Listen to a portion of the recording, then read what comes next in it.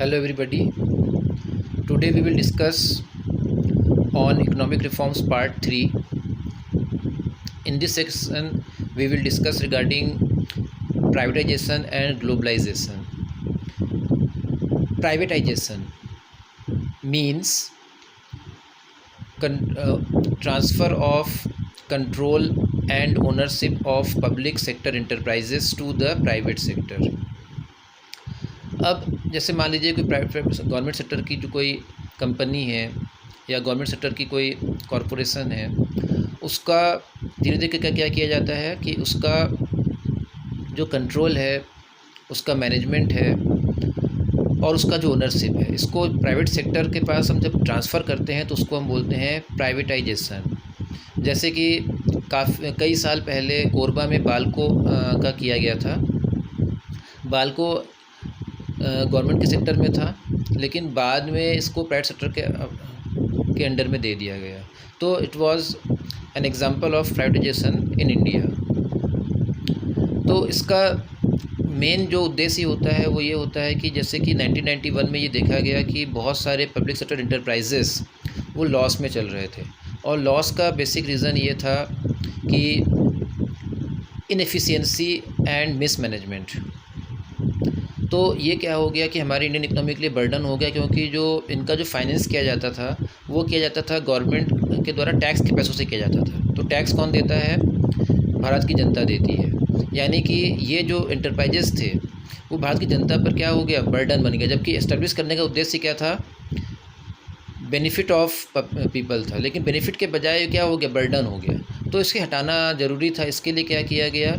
ऐसे सिक इंडस्ट्रीज़ की पहचान की गई और उनको धीरे धीरे करके प्राइवेट सेक्टर के हवाले कर दिया गया। तो ये क्रिया कहलाती है प्राइवेटाइजेशन। इसके साथ एक चीज़ और जुड़ी होती है, वो होती है कि प्राइवेट सेक्टर को ज़्यादा रोल प्ले करने दिया जाए। जैसे क्या है कि यहाँ पे गवर्नमेंट सेक्टर अपना काम करता है, लेकिन प्राइवेट सेक्टर को भी अलाउ कर दिया जाता है। जैसे प्राइवेट बैंक्स की स्थापना कर दी जाती है, फिर टेलीकॉम सेक्टर में प्राइवेट कंपनीज़ को रोल प्ले करने दिया जाता है, इंश्योरेंस सेक्टर में दिया जाता है। जैसे इंश्योरेंस में टाटा AIG आ गया, बिरला सनराइज़, कोटक महिंद्रा, इस टाइप से कई प्रकार की कंपनियों को भी क्या दिया जा रहा है? मौका दिया जा रहा है। तो इस प्रकार से प्राइवेट सेक्टर को रोल प्ले करने का ज़्यादा मौका दिया जा रहा है। ये भी प्राइवेटाइजेशन का ही एक लार्जेस्ट पार्ट में आ जाता है। नेक्स्ट हमारा है ग्लोबलाइजेशन। इसके बारे में आप ऑलरेडी 10th क्लास में पढ़ चुके हैं, उसमें चैप्टर ही था इस पर एक अलग से। आप चाहे तो दोबारा इसको रेफ़र कर सकते हैं, जिससे कि आपकी कंसेप्ट क्लियर हो जाए। Globalization refers to integration of domestic economy with the world economy. तो वर्ल्ड इकोनॉमी से जो हम जुड़ते हैं, किस फॉर्म में जुड़ते हैं? ट्रेड के फॉर्म में जुड़ते हैं, कैपिटल एंड लेबर के मूवमेंट के रूप में जुड़ते हैं, सर्विस सेक्टर के रूप में जुड़ते हैं। तो इस प्रकार से goods, services, capital and labour के फ्री मूवमेंट को जब बढ़ावा देते हैं अक्रॉस द वर्ल्ड, तो उस प्रोसेस को हम बोलते हैं ग्लोबलाइजेशन। तो 1991 के बाद क्या हुआ कि हमने इस प्रक्रिया को बढ़ावा दिया। किस प्रकार से बढ़ावा दिया? जैसे कि हमने पहले डिस्कस किया है कि ट्रेड रेस्ट्रिक्शंस को हटाया गया है। तो इस प्रकार से क्या हुआ? हमारे यहाँ इंपोर्ट्स ड्यूटी में कमी कर दी गई है, कोटा हटा लिया गया है। इस कारण इंपोर्ट एक्सपोर्ट को बढ़ावा दिया गया है। इसके साथ साथ फॉरेन कैपिटल के मूवमेंट को भी बढ़ावा दिया गया है। कई सेक्टर ऐसे हैं जहाँ पे 100% फॉरेन डायरेक्ट इन्वेस्टमेंट को बढ़ावा दिया गया है। बैंकिंग सेक्टर में 51% तक फॉरेन कैपिटल इन्वेस्टमेंट अलाउ किया गया है। इस प्रकार से क्या हो रहा है कि हमारा जो जुड़ाव जो है, हम किससे जुड़ रहे हैं? वर्ल्ड की दूसरे कंट्रीज़ के साथ जुड़ रहे हैं। तो इस क्रिया को हम कहते हैं ग्लोबलाइजेशन कहते हैं। इसके कारण क्या होता है कि हमारे यहाँ पे भी एम्प्लॉयमेंट बढ़ रहा है, क्योंकि फॉरेन कंपनी के कई काम हमें मिल जा रहे हैं। जैसे कि आप जानते हैं कि जो BPOs होते हैं वो भी इसी की देन है। तो इस प्रकार से धीरे धीरे करके क्या हो रहा है? इकोनॉमी में हमारे यहाँ क्या हो रहा है? गुड्स एंड कैपिटल का फ्लो जो है वो बढ़ता चला जा रहा है, और इसके कारण हमारी इकोनॉमी का स्ट्रेंथ जो है धीरे धीरे बढ़ रहा है। पहले क्या था कि हमारे यहाँ कैपिटल की कमी थी, टेक्नोलॉजी हमारा उतना इम्प्रूव नहीं है, तो हम क्या कर पा रहे हैं? ग्लोबलाइजेशन के माध्यम से हम फॉरेन कैपिटल को एंड फॉरेन टेक्नोलॉजी को इजीली हम क्या कर पा रहे हैं? अडॉप्ट कर पा रहे हैं। क्या होता है कि जब हम फॉरेन डायरेक्ट इन्वेस्टमेंट को बढ़ावा देते हैं तो इन्वेस्टमेंट के साथ साथ क्या फॉरेन टेक्नोलॉजी भी हमारे देश में आ जाती है, और ये एडवांस टेक्नोलॉजी जो होती है हमारी इकोनॉमी के लिए बेनिफिशियल होती है, इसका हमें फ़ायदा मिलता है। अच्छा, इसके अलावा कुछ और चीज़ें भी इसमें हैं, जैसे कि एक टर्म आपने सुना होगा आउटसोर्सिंग। 11th क्लास में बिजनेस स्टडीज़ में ऑलरेडी आप इसके बारे में पढ़ चुके हैं। Outsourcing means contracting the some activities to the other agencies. जैसे आपने देखा होगा कि हमारे स्कूल में जो सिक्योरिटी गार्ड्स होते हैं वो हमारे स्कूल के एम्प्लॉय नहीं होते हैं, बल्कि हम क्या करते हैं सिक्योरिटी एजेंसी के आदमी रहते हैं जो हमारे यहाँ पे सिक्योरिटी का काम करते हैं। हमने क्या किया, इसको आउटसोर्स किया है। उसी प्रकार आजकल स्कूल की साफ़ सफाई, गार्डनिंग इत्यादि जो काम होते हैं वो भी आउटसोर्सिंग के थ्रू ही किए जाते हैं। यानी कि मेन हमारी जो एजेंसी होती है वो क्या करती है, खुद ये काम ना करके किसी थर्ड पार्टी की हेल्प लेती है। तो थर्ड पार्टी को उसका कॉन्ट्रैक्ट दिया जाता है और उस कॉन्ट्रैक्टर के आदमी आके क्या करते हैं, इस प्रकार के सर्विस को करते हैं।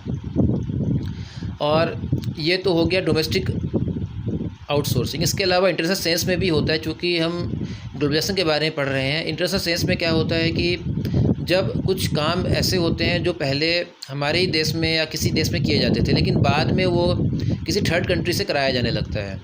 जैसे यूएसए वगैरह में क्या है कि जो कंपनीज़ है पहले वो कस्टमर केयर का काम खुद करती थी, लेकिन आजकल क्या किया जा रहा है, ये काम इंडिया को दिया जा रहा है। तो इसके कारण क्या होता है, इंडिया में कॉल सेंटर्स बहुत सारे बन गए हैं जिसको हम लोग BPOC बोलते हैं, बिज़नेस प्रोसेस आउटसोर्सिंग। तो इसके कारण क्या है, इंडिया में एम्प्लॉयमेंट बहुत ज़्यादा बढ़ गया है इस सेक्टर के थ्रू। और इंडिया में बढ़ावा देने का कारण इसका ये है कि इंडिया में ऐसे बहुत सारे एजुकेटेड लोग हैं जो इंफॉर्मेशन टेक्नोलॉजी में भी अप टू डेट होते हैं, और साथ ही साथ अमेरिकन एसेंट भी उनको आता है। इस कारण अमेरिकन कस्टमर्स के साथ वो इजीली डील कर सकते हैं। तो इस कारण क्या है कि हमारे जो कॉल सेंटर्स का जो सेक्टर उसको बहुत ज़्यादा बढ़ावा मिला। यहाँ पे ये बेसिकली किसका एग्जांपल है, आउटसोर्सिंग का ही एग्जांपल है। इसके कारण इंडिया में क्या हो रहा है, एम्प्लॉयमेंट बढ़ रहा है।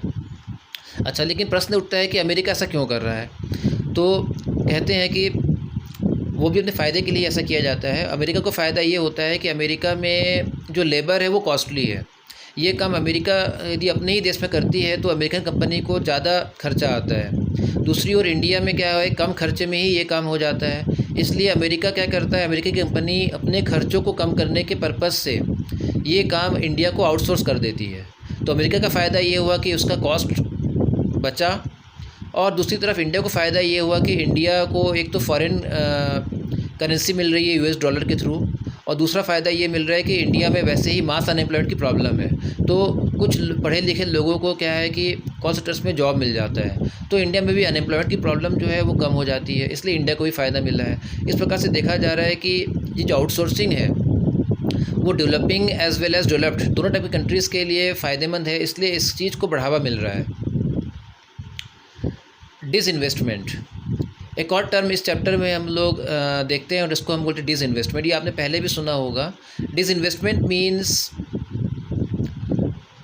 Selling the equity shares of public sector enterprises by the government. अब गवर्नमेंट क्या करती है कि जैसे मान लीजिए कि गवर्नमेंट की कोई कंपनी है या कोई कॉरपोरेशन है, जैसे मान लीजिए NTPC, national thermal power corporation. अब गवर्नमेंट के पास उसके 100% शेयर्स हैं। अब गवर्नमेंट ने डिसाइड किया कि 30% शेयर्स को क्या कर दिया जाए, स्टॉक मार्केट के थ्रू, शेयर मार्केट के थ्रू क्या कर दिया जाए, प्राइवेट सेक्टर को दे दिया जाए। अब उन्होंने ऐसा कर दिया। अब इससे क्या होता है कि 30% शेयर्स गवर्नमेंट के पास से चले गए, और उसको हमारे जैसे आम लोग ख़रीद लेते हैं। आपने कुछ शेयर खरीदे, कुछ मैंने ख़रीदे, कुछ शेयर्स डिफरेंट कंपनीज़ ने ख़रीद लिए, कुछ एम्प्लॉयज़ ने ख़रीद लिए। इस प्रकार से क्या हुआ कि इसके जो पार्शियल ओनरशिप जो है वो गवर्नमेंट के साथ साथ किसने शेयर कर लिया, हम जैसे लोगों ने शेयर कर लिया।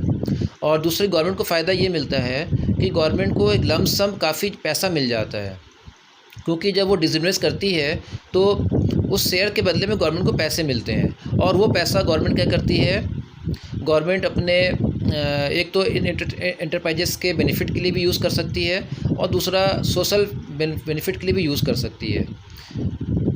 तो इसको हम बोलते हैं डिसइन्वेस्टमेंट। तो डिसइन्वेस्टमेंट पॉलिसी बहुत पॉपुलर हो चुकी है धीरे धीरे करके, और गवर्नमेंट की अब ये नीति है कि उसने सोचा है कि BSNL का भी डिसइन्वेस्टमेंट किया जाए, और कई सरकारी बैंकों का वैसे भी किया जा चुका है, जैसे स्टेट बैंक ऑफ इंडिया है, इलाहाबाद बैंक है, कैनरा बैंक है, इनका काफ़ी पहले डिसइन्वेस्टमेंट किया जा चुका है। तो इसमें क्या होता है कि बेसिकली थोड़े बहुत शेयर गवर्नमेंट भेज देती है, लेकिन जो मेन कंट्रोल है वो गवर्नमेंट के पास ही रहता है। जबकि पैटर्सन में क्या होता है, कंट्रोल भी गवर्नमेंट अपना क्या कर देती, छोड़ देती है, पैटर्सन को कंट्रोल दे देती है। यहाँ पे क्या कंट्रोल गवर्नमेंट का रहता है, लेकिन ओनरशिप कुछ हद तक वो क्या कर लेती है, वो बांट लेती है। अपने पास फुल ओनरशिप न रखकर क्या करती है, वो इन इंडिविजुअल्स के साथ एंड इंस्टीट्यूशन के साथ क्या कर लेती है, उसको शेयर कर लेती है। इस प्रकार से बिजनेस रिस्क को क्या किया जाता है, शेयर किया जाता है। और पर्पस क्या होता है गवर्नमेंट का पर्पस होता है इस प्रकार से कुछ रुपए अर्न कर लेना, और ये अर्निंग से क्या करती है गवर्नमेंट के जो बहुत सारे खर्चे होते हैं उसको पूरा किया जाता है। नेक्स्ट है वर्ल्ड ट्रेड ऑर्गेनाइजेशन। आपने नाम सुना होगा। इट वाज एस्टेब्लिश्ड ऑन 1 जनवरी 1995, और ये किसका सक्सेसर है, GATT, general agreement on tariffs and trade. तो ये जो एग्रीमेंट है ये बेसिकली फॉरेन ट्रेड को बढ़ावा देने के पर्पस से किया गया था, और बाद में जब ये पूरा हो गया तब इसके बदले में क्या किया गया, इस GATT के जगह एक नया संस्था बनाया गया जिसका नाम रखा गया WTO यानी वर्ल्ड ट्रेड ऑर्गेनाइजेशन। और इस समय मोर देन 195 कंट्रीज़ इसके मेंबर हैं, और India is one of the founder members of WTO। तो हमने WTO एग्रीमेंट में सिग्नेचर किया है। तो WTO का जो मेन पर्पस है वो ये है कि फ्री इंटरनेशनल ट्रेड को बढ़ावा दिया जाए, यानी कि ट्रेड पे किसी प्रकार का रेस्ट्रिक्शंस ना रहे, ना तो इंपोर्ट पे कोई रिस्ट्रिक्शन रहे, ना उस पर कोई टैक्स लगाया जाए, या लगाया भी जाए तो वो बहुत कम हो। तो इसका मेन पर्पस होता है फॉरेन ट्रेड को बढ़ावा देना। अब चूँकि इंडिया भी इसका मेंबर है, इसलिए इंडिया को भी क्या करना पड़ा है, इंडिया को भी टैरिफ को कम करना पड़ा है, ट्रेड कोटा को हटाना पड़ा है। आपने देखा है कि आजकल Chinese toys and Chinese electronics goods हमारे इंडियन मार्केट को डोमिनेट कर रहे हैं। कुछ लोग कहते हैं कि इंडिया क्यों नहीं इसको बैन कर रहा है, क्यों नहीं इसको कम कर रहा है। तो इसका रीज़न ये है कि हम ऑलरेडी WTO के मेंबर भी हैं और हमने उसके एग्रीमेंट सिग्नेचर किया है, तो हम बाउंड है अपने इंटरनेशनल ऑब्लिगेशन को पूरा करने के लिए। यदि हम ट्रेडिशन को लगाते हैं तो WTO हम पे क्या कर सकता है, फ़ाइन लगा सकता है, या हमारी मेंबरशिप ख़त्म हो सकती है।